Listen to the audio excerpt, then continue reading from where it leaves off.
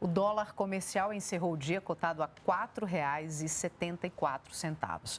Foi o 8º dia seguido de queda. E a gente abre esta edição do Repórter Brasil com a seguinte pergunta: de que forma essa queda na cotação da moeda norte-americana impacta o bolso do brasileiro? Economistas ouvidos pela nossa equipe dizem que uma queda no preço de produtos pode ocorrer, mas isso não seria da noite para o dia. Em abril de 2020, a cotação do dólar estava na casa de R$ 5,40. Na mesma época, já na pandemia, as passagens aéreas ficaram mais baratas e a Eliana comprou uma para os Estados Unidos. A viagem vai ser no mês que vem e ela já aproveitou a queda do dólar. No ano passado a gente comprou uma parte e quando baixou a gente comprou mais uma parte e agora continua baixando. Eu estou pensando em comprar mais um pouco, até para guardar para as próximas viagens. O principal motivo apontado para essa queda na cotação é a taxa de juros, a Selic, que saiu de 2% no ano passado para os atuais 11,75%. E isso torna o Brasil interessante para os investidores internacionais que enviam mais capital aqui para o país.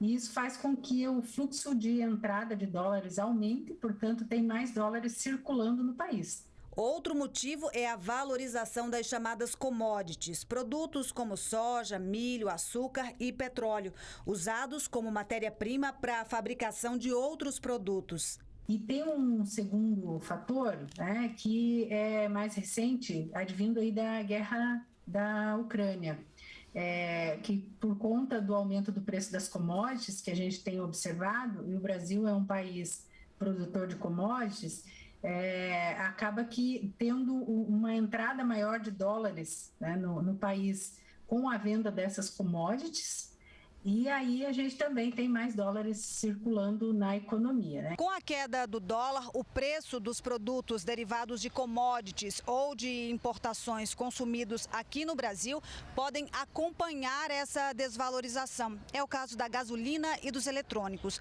mas não é garantido que essa redução chegue no bolso dos consumidores. Existe uma resistência maior à queda de preços do que à alta de preços.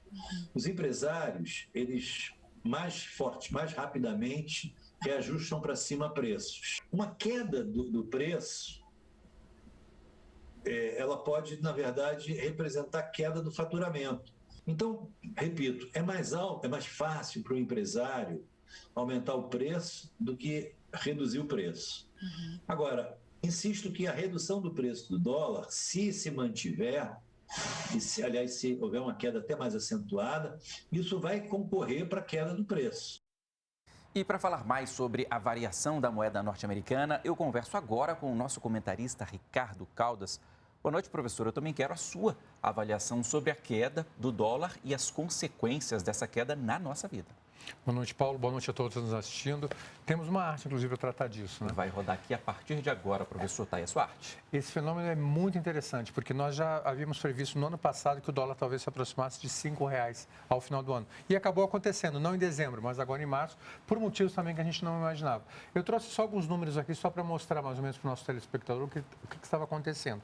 Começamos o ano com 5,66, quase 5,7, e aí ao longo do ano nós tivemos essa queda contínua, uma ligeira recuperação em meados de março, e agora essa queda, quando ele chegou a ser negociado a 4,74, que é um recorde recente, e depois acabou fechado a 4,8.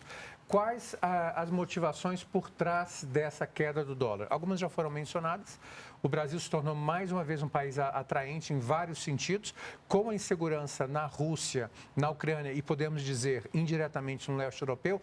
Muitos fundos de investimento que gostam de aplicar em mercados emergentes, né, que eles chamam de emerging markets, saíram, então, deixaram um pouco suas posições paradas ou até retiraram um pouco suas posições nesses países e trouxeram os recursos para o Brasil e para a América do Sul, que são considerados territórios mais seguros nesse momento. Então, acabou havendo um grande influxo de dólar para o país e esse aumento da disponibilidade de dólar acabou fazendo com que houvesse uma pressão baixista, né? E também pelo fato da Bolsa de Valores brasileira ter caído muito no ano passado, acabou que ela se tornou muito atrativa para os investidores estrangeiros, então eles viram uma oportunidade de ganho a curto prazo muito rápido com essa entrada no Brasil. E isso acabou pressionando o dólar para baixo, entre outros fatores que já foram mencionados nos vídeos. Professor, a gente segue aqui nessa conversa, mas eu incluo a Vanessa Casalino de São Paulo aqui nessa conversa. E Vanessa, boa noite, bem-vinda. Boa noite. Oi, Paulo, obrigada. Boa noite a você, ao professor. Professor, eu queria saber o seguinte, até quando, então, deve ir essa baixa do dólar, esse movimento? Porque tem dois fatores aí, né? As commodities que estão atraindo o dólar para cá também não deve recuar de preço tão cedo. E, ao mesmo tempo, com a prévia da inflação divulgada hoje pelo IBGE, já há quem acredite que o Banco Central vai estender um pouco esse ciclo de alta da Selic. E esses dois fatores, a gente sabe que trazem dólar para o país. Então, até onde, até quando vai esse dólar em baixa? Ótima questão, Vanessa. O que a gente pode observar, nós não mencionamos a questão da Selic, mas com certeza é um fator muito importante, na medida em que a perspectiva para as taxas de juros brasileiras é de manutenção e mesmo de ascensão, ou seja, dificilmente elas vão cair a curto prazo.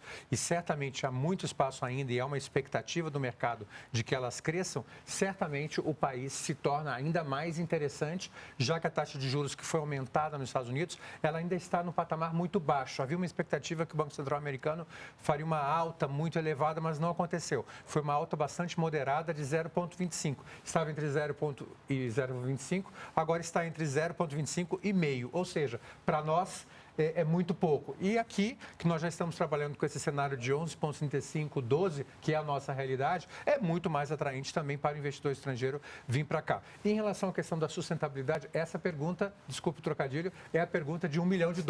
Quem souber a resposta, vai lá no mercado e investe, que vai ganhar muito dinheiro. Mas o que a gente pode falar com certeza, Vanessa, é que enquanto continuar esse conflito na Ucrânia, certamente esse desvio de dólares para cá, no bom sentido, vai continuar. Ou seja, os investidores que não gostam de riscos, né, elevados, né, não querem correr esses riscos, eles preferem, então, um local onde existe uma certa segurança jurídica, que é o nosso caso, né? Então, as regras do jogo estão mais ou menos dadas, né?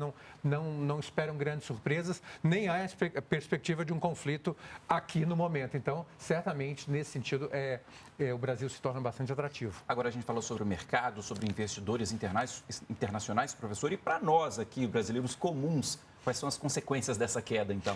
Então, como o professor colocou muito bem, se fosse uma situação de normalidade, vamos dizer, a queda do dólar acabaria afetando positivamente, sim, os preços para o consumidor, os preços para aqueles que estão comprando, por exemplo, combustíveis, etc. Só que, na realidade, o que está acontecendo é que, como nós temos outros fatores que estão interferindo, e nós temos falado bastante sobre eles aqui, como, por exemplo, a questão do barril do petróleo, que está na casa dos $100, $110, que é um preço que é o dobro do preço normal que nós trabalhamos há uns anos atrás, que estava em torno de 40, 50, no máximo 60. Então, isso segura os preços. Outro fator, Paulo, importante, é a questão do trigo. Nós não podemos esquecer disso.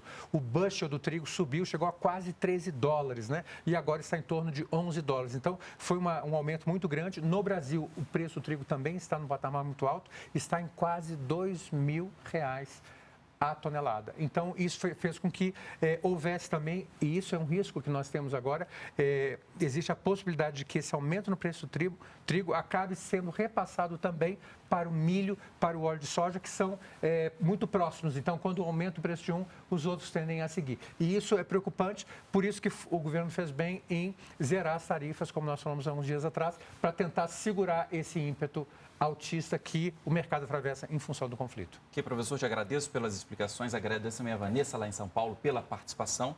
Bom fim de semana, até segunda, professor. Bom fim de semana.